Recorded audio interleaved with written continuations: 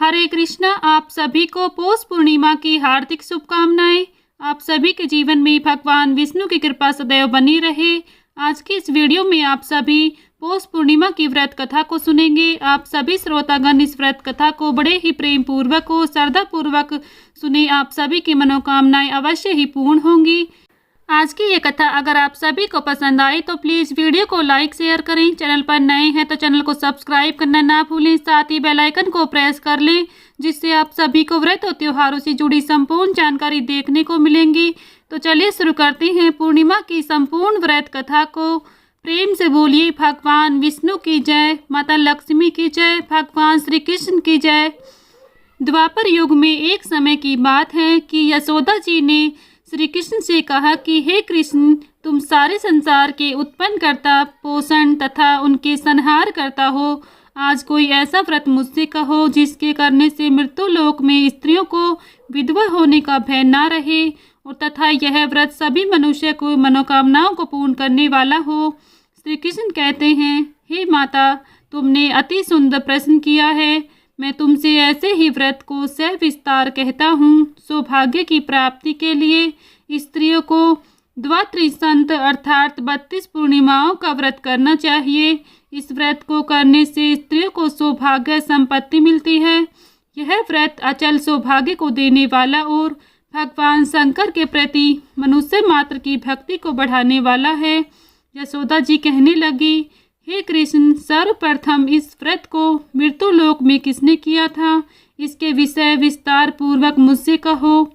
श्री कृष्ण कहते हैं, इस भूमंडल पर एक अत्यंत प्रसिद्ध राजा चंद्रहास से पालित अनेक प्रकार के रत्नों से परिपूर्ण कार्तिका नाम की एक नगरी थी। वहाँ धनेश्वर नाम का एक ब्राह्मण था और इसकी स्त्री अति सुशील रूपवती थी। दोनों ही इस नगरी में बड़े प्रेम से रहते थे। घर में धन धान्य आदि की कोई कमी नहीं थी। उनको एक बड़ा दुख था, उनके कोई संतान नहीं थी, जिस वजह से वे दुखी रहते थे। इस दिन एक बड़ा तपस्वी योगी उस नगरी में आया और वह योगी बाकी सभी घरों से भिक्षा मांगकर भोजन करता, लेकिन उस ब्राह्मण के घर से वह भिक्षा नहीं मांगा करता था। एक दिन योगी गंगा किनारे भिक्षा मांगकर प्रेम पूर्वक खा रहा था कि धनेश्वर ने योगी को यह सब करते देख लिया।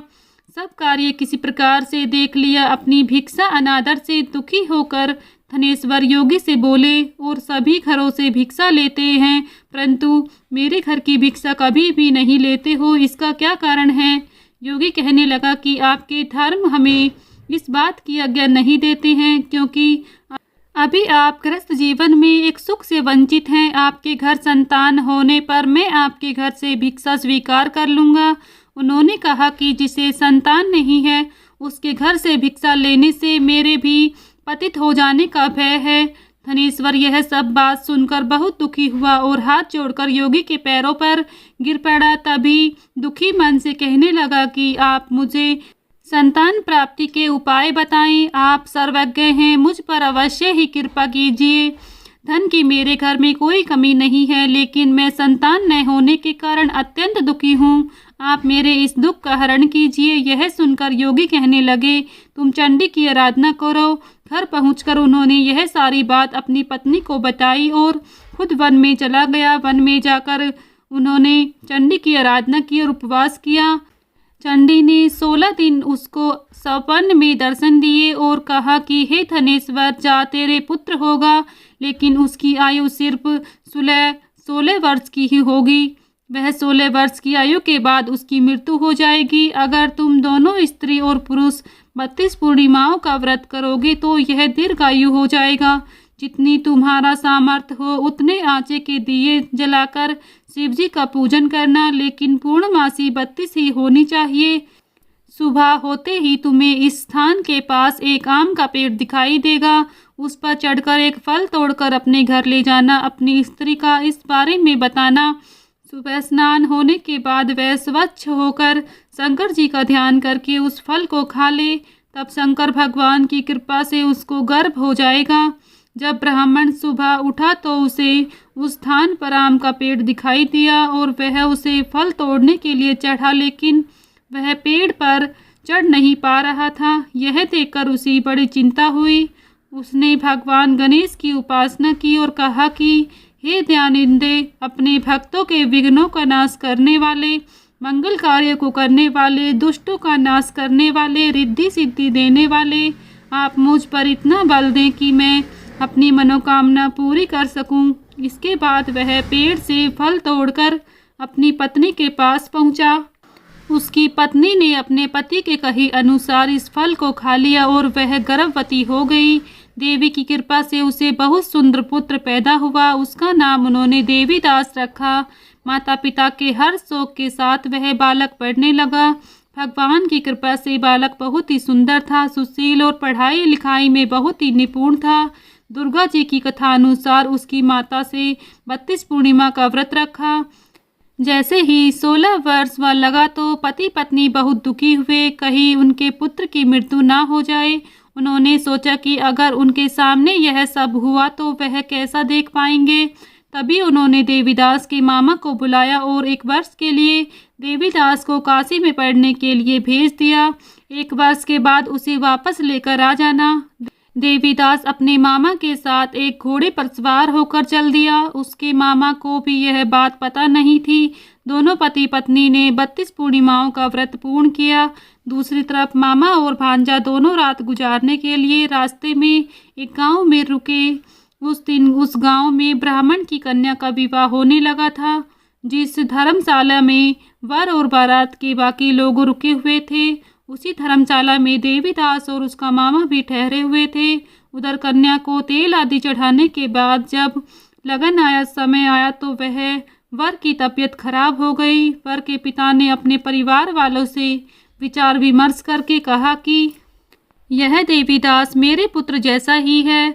मैं इसके स्थान पर इसके साथ लगन कर रहा हूँ और बाद में बाकी सारे काम मेरे बेटे के साथ पूरे हो जाएंगे। ऐसे कहने के बाद वर के पिता देवीदास को मांगने के लिए उसके मामा के पास गए और उन्हें सारी बात बताई। मामा ने कहा, कन्यादान में जो कुछ मिलेगा वो हमें दे दीजिएगा। वर के पिता ने बात स्वीकार कर ली। इसके बाद देवीदास का विवाह कन्या के साथ संपन्न हो गया। इसके बाद वह अपनी पत्नी के साथ भोजन न कर सका और मन में विचार करने लगा, न जाने यह किसकी पत्नी होगी। यह सोचकर उसकी आंखों में आंसू आ गए। तब वधू ने पूछा कि क्या बात है, आप उदास क्यों हो। तब उसने सारी बातें पत्नी को बता दी। तब कन्या कहने लगी, यह ब्रह्म विवाद के विपरीत है। आप ही मेरे पति हैं, मैं आपकी ही पत्नी रहूंगी, किसी अन्य की कदापि नहीं। तब देवीदास ने कहा, ऐसा मत करिए क्योंकि मेरी आयु बहुत कम है, मेरे बाद आपका क्या होगा। लेकिन उसकी पत्नी नहीं मानी और बोली, स्वामी आप भोजन कीजिए। दोनों रात में सोने के लिए चले गए। सुबह देवीदास ने पत्नी को 4 नगों से जड़ी एक अंगूठी दी और एक रुमाल दिया और वह बोला कि हे प्रिय, इसे लो और संकेत समझकर स्थिर चित्त हो जाओ। मेरे मरण और जीवन के जानने के लिए एक पुष्प वाटिका बना लो, उसमें सुगंधित वाली एक नवमल्लिका लगा लो, उसको प्रतिदिन जल से सींचा करे और आनंद से खेलो कूदो। जिस समय और जिस दिन मेरा प्राण अंत होगा उस दिन यह फूल सूख जाएंगे। जब यह फिर से हरे भरे हो जाएं तो जान लेना मैं जीवित हूँ। यह समझाकर वह वहाँ से चला गया। इसके बाद जब वर बाकी बारात मंडप में आए तो कन्या ने उसे देखकर कहा कि कन्या ने सारी बातें बताई। तब वह सारी बारात अपमानित होकर लौट गई। भगवान श्री कृष्ण बोले, माता इस प्रकार देवीदास काशी चला गया। कुछ समय जब बीत गया तो एक सर्प उसको डसने के लिए वहां पर आया, लेकिन वह उसको काट नहीं पाया क्योंकि उसकी माता ने पहले ही 32 पूर्णिमा का व्रत पूर्ण किया था। इसके बाद खुद काल वहां पर पहुंचा। भगवान की कृपा से तभी वहां माता पार्वती और भगवान गणेश आ गए। देवीदास को मूर्छित दशा में देखकर माता पार्वती ने भगवान शिव से प्रार्थना की कि महाराज, इस बालक की माता ने पहले ही 32 पूर्णिमा के व्रत कर लिए हैं, आप इसको प्राण दान दें।